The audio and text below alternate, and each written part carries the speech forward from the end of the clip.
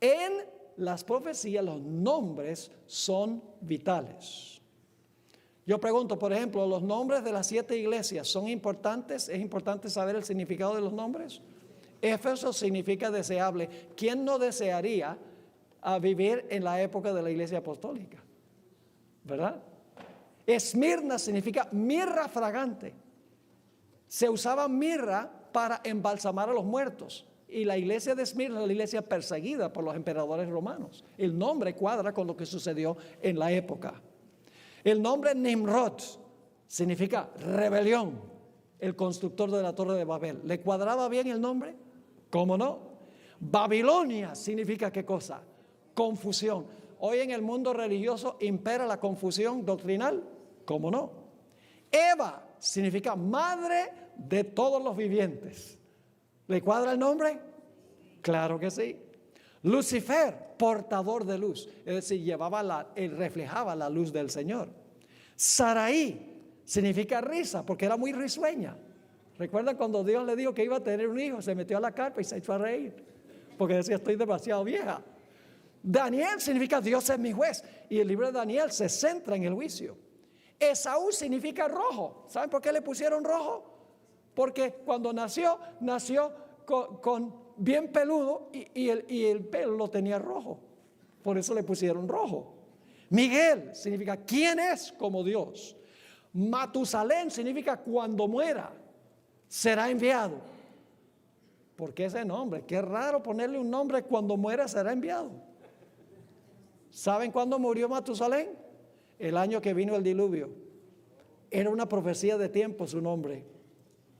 Satanás significa acusador. ¿Le cuadra bien el nombre?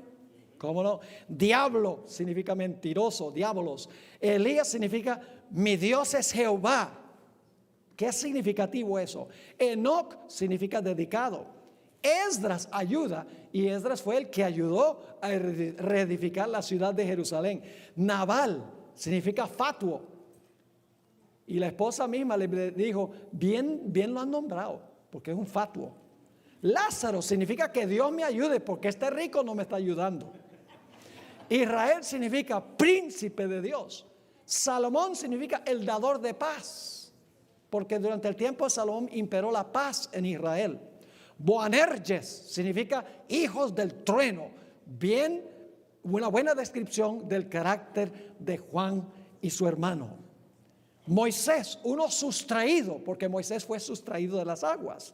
Belén, casa de pan. ¿Quién nació en Belén? Jesús. Nazaret, retoño. ¿A dónde creció Jesús?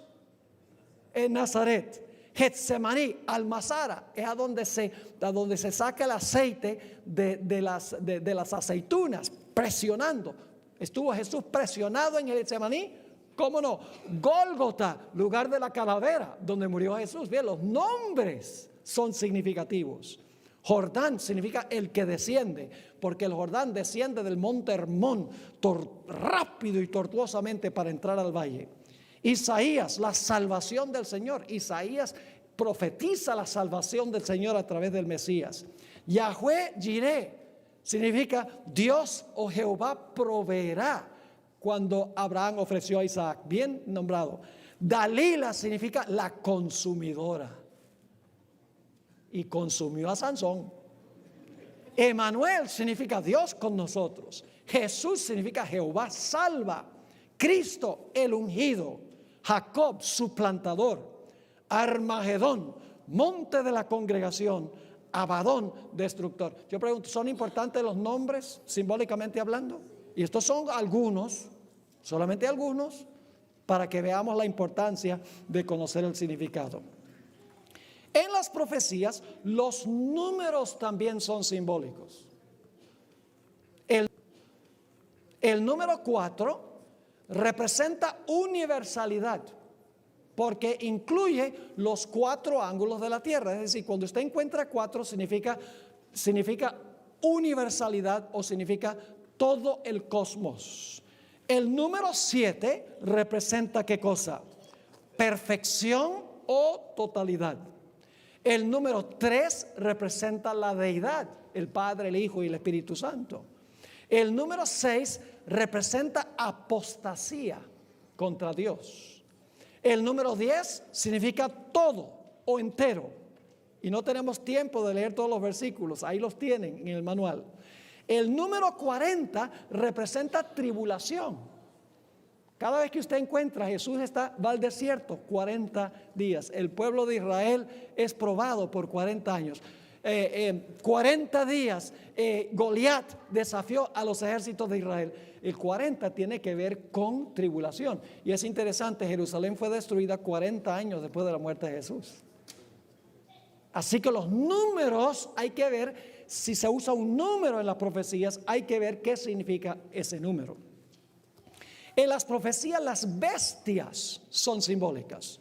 Las bestias representan naciones, representan imperios. Las 4 bestias de Daniel 7 representan 4 naciones. El león representa Babilonia, etc. En Daniel 8, el carnero representa Medo-Persia y el macho cabrío representa el reino de Grecia. En Apocalipsis 13, la bestia que se levanta de la tierra representa los Estados Unidos. ¿Y saben lo que dicen los futuristas? Dicen que la bestia que se levanta de la tierra representa un personaje, una sola persona. Eso viola los principios de interpretación profética de los símbolos, porque los símbolos, una persona no representa una persona. En realidad, esa profecía, la bestia representa una nación, porque en toda la Biblia bestias representan naciones. Y en Apocalipsis 11, la bestia que se levantó del abismo representa Francia, que se levantó en la Revolución Francesa, un poder satánico que vino de abajo. Crucificaron la Biblia, entronizaron a la diosa de la razón. Eso es lo que se describe en Apocalipsis el capítulo 11. En la Biblia, y esto lo hemos estudiado, los periodos proféticos también son simbólicos. Eso lo hemos estudiado, ¿verdad que sí? ¿Cuál es el principio? ¿Cuánto vale un día literal en las profecías? Un año literal. ¿Cuánto vale un mes literal en las profecías? ¿Un mes qué? Simbólico. Es decir, mis hermanos y hermanas, que en las profecías, cuando usted encuentra un número en las profecías, un periodo de tiempo, tiene que aplicarle el principio: un año equivale, un día equivale a un año. Es muy importante este principio. Un día literal equivale a un año literal. Ahora, para esto ustedes pueden hacer referencia al material que estudiamos ya en esta serie, 20 razones para aplicar el principio de que un día representa un año. Ahora, en las profecías los objetos y las cosas también son simbólicas. Por ejemplo, ¿qué representan las aguas en las profecías? Aguas, ustedes saben, representan muchedumbres, naciones, lenguas y pueblos. Así que cuando encuentren aguas en las profecías, no piensen que se deben tomar literalmente. Por ejemplo, los futuristas, cuando llegan a Apocalipsis 16, donde dice que las aguas del Éufrates se secaron, ellos están esperando para dar lugar a los reyes del oriente. Ellos dicen, pues entonces hay que secarse ese río en Irak para que entonces puedan venir los chinos. ¿Qué clase de interpretación profética es esa? No está hablando del Éufrates literal, porque en la Biblia aguas representan ¿qué? Muchedumbres, naciones, lenguas y pueblos. ¿Qué representan ojos simbólicamente? Ojos representan sabiduría o inteligencia. Y les doy un ejemplo. En tiempo de graduación, uno a veces va a comprar una tarjeta de graduación para alguien. ¿Y qué animal aparece como símbolo de sabiduría en la tarjeta? Un búho. ¿Acaso el búho es súper inteligente? Debería ser una serpiente, porque Jesús dijo debemos ser sabios como serpientes. ¿Qué tiene el búho que da la impresión de que es muy inteligente? Unos ojotes bien grandotes, ¿verdad que sí? Es decir, los ojos, aún en nuestra forma de hablar, es un símbolo vivo todavía. Representa sabiduría o inteligencia. ¿Qué representa el fuego en la Biblia? Las llamas de fuego que se vieron en el día del Pentecostés representan ¿qué cosa? Simbolizan el Espíritu Santo. El Espíritu Santo no es fuego. Escuchen bien, el Espíritu Santo no es fuego, ni tampoco es paloma, ni tampoco es aceite, ni tampoco es viento. Son símbolos de funciones del Espíritu Santo. Tenemos que entender eso. El sol que representa en la Biblia representa a Jesús. Se levantará el sol de justicia con salvación en sus alas. ¿Qué representa la frente a donde se coloca el sello de Dios? ¿Qué tiene usted detrás de su frente? Espero que tenga un cerebro detrás de su frente. Es decir, significa que el sello de Dios se coloca en la mente de la persona. La mente le pertenece a Dios. ¿Qué representan los árboles en la Biblia? Los árboles en la Biblia representan al pueblo de Dios, pero también pueden representar a un pueblo apóstata, porque en Lucas dice que el árbol seco representa a la nación de Israel que había rechazado al Mesías. ¿Qué representa el aceite en la Biblia? El aceite representa la obra ¿de qué? Del Espíritu Santo. ¿Qué representa la vestimenta en la Biblia? El manto, ¿qué representa? El manto representa justicia, pero cuando son harapos, es decir, cuando es un manto sucio, como en Zacarías el capítulo 4, representa el hecho de que la persona no tiene ¿qué? No tiene justicia. Nuestros mantos, dice en Isaías 59, dice, son como trapos de inmundicia. Es decir, un manto sucio representa que no tenemos la justicia de Cristo. Un manto limpio significa que estamos cubiertos de la justicia de Cristo Jesús. ¿Qué representa la espada simbólicamente? Representa la palabra de Dios, según el apóstol San Pablo, y también puede representar los poderes civiles. ¿Qué representan? Cuernos en las profecías. Cuernos representan reinos o pueden representar divisiones de reinos. Los 10 cuernos, por ejemplo, en el dragón de Daniel capítulo 7, ¿qué representan esos 10 cuernos? Significa las divisiones en que se partió el imperio romano, divisiones de reino. ¿Qué representan los 2 cuernos de carnero en el carnero de Daniel 8? Representa el hecho de que esta nación se componía de ¿cuántos reinos? Se componía de 2 reinos. Una nación compuesta de 2 reinos, los medos y los persas. Ahora, ¿qué representan las estrellas simbólicamente?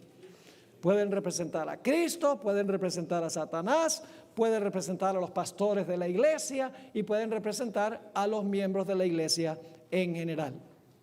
Cuando consiguen la palabra montaña en las profecías simbólicas, ¿qué representan las montañas? Las montañas representan reinos. Y ustedes dicen, ¿dónde saca esa idea? Les doy un ejemplo nada más. En Daniel capítulo 2 dice que la roca pega en los pies de la imagen, desmenuza todo. El viento se lleva todo rastro de las naciones que establecieron los seres humanos y entonces la roca crece y llena toda la tierra. ¿Qué significa eso? Que la roca crece y se vuelve una gran montaña que llena toda la tierra. Daniel lo explica, dice que Jesús establecerá un reino universal que jamás se corromperá y el reino no será dado jamás a otro pueblo. Es decir, en la Biblia, simbólicamente en las profecías, montañas representan reinos. Ahora, en las profecías también los colores son simbólicos. Cuando encuentran un color, no pasen por alto el color. El blanco representa ¿qué? Pureza, luz, justicia. La mujer está vestida del sol. ¿Qué significa eso? Tiene mantos blancos de la justicia de Jesús. ¿Qué representa el azul? El azul representa la ley de Dios. En Números 15, 38 al 40, dice allí que en Israel la gente debía poner una orla en la parte inferior de su manto de color azul. Y dice ahí, para que recuerdes la ley de Jehová. ¿Y saben algo interesante? Hablando un momentico del poder papal. ¿Cuáles colores predominan en las ceremonias que celebra la Iglesia Católica? De los clérigos, de los ministros. La púrpura y la ¿qué? La escarlata. Escuchen bien, nunca encuentra uno que visten color azul. Muy interesante y muy diciente eso. Rojo, ¿qué significa rojo? Significa sacrificio. Puede representar la sangre derramada de Cristo o el sacrificio de los impíos al final del milenio. ¿Qué representa la púrpura? Cuando vistieron a Jesús de púrpura, ¿qué estaban diciendo? Este es un rey. Pero ellos no creían que era rey. Lo vistieron de púrpura para burlarse de él. ¿Qué representa el amarillo del oro? Representa el carácter. Dios dice, te haré más precioso que el oro de marfil. Y luego el negro, ¿qué representa? De Ofir, perdón. ¿Qué representa el negro? El pecado, las tinieblas, el error, estar bajo el dominio de Satanás. ¿Hay que tomar en cuenta los colores cuando aparecen en las profecías? ¿Cómo no? En la Biblia los lugares y las direcciones del compás son simbólicos también. Sodoma y Egipto son simbólicos. En Apocalipsis 11:8 dice que lo que sucedió en Francia, dice simbólicamente lo que sucedió es semejante a lo que ocurrió en Sodoma y en Egipto. ¿Qué dos cosas predominaron en la Revolución Francesa? En primer lugar, ateísmo. ¿Quién es Jehová? Yo no conozco a Jehová ni dejaré ir a su pueblo. ¿Se caracterizó Francia por el ateísmo? ¿Cómo no? ¿Se caracterizó por la inmoralidad de Sodoma? Sí, hoy usamos la palabra sodomía, ¿verdad? Para representar una inmoralidad extrema. Era tan terrible Sodoma que querían tener relaciones sexuales con los ángeles. Así de terrible era. Y así fue Francia. Es decir, que los lugares, naciones pueden ser simbólicas también de ciertas características morales. Babilonia representa la confusión que existe en el mundo hoy. Cuando la Biblia habla en las profecías de Babilonia, no debemos decir, Irak. No, Babilonia es un lugar, pero el lugar representa una idiosincrasia mundial. Israel y Jerusalén también tienen valor simbólico. El rey del norte y el rey del sur. No debemos decir rey del norte y rey del sur. Pues entonces el rey del norte tiene que ser Canadá porque está bien más al norte, y el rey del sur tiene que ser Argentina. No, las direcciones del compás se retiran, se quitan y se ven las características. El rey del norte en los tiempos bíblicos era Babilonia, porque para llegar a Israel había que venir hacia el occidente y luego bajar hacia Jerusalén. Y el rey del sur en los tiempos bíblicos era Egipto.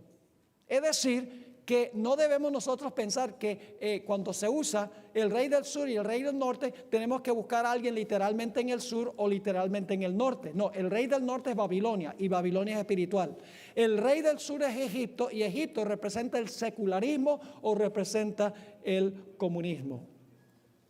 Finalmente, en las profecías, las acciones muchas veces son simbólicas.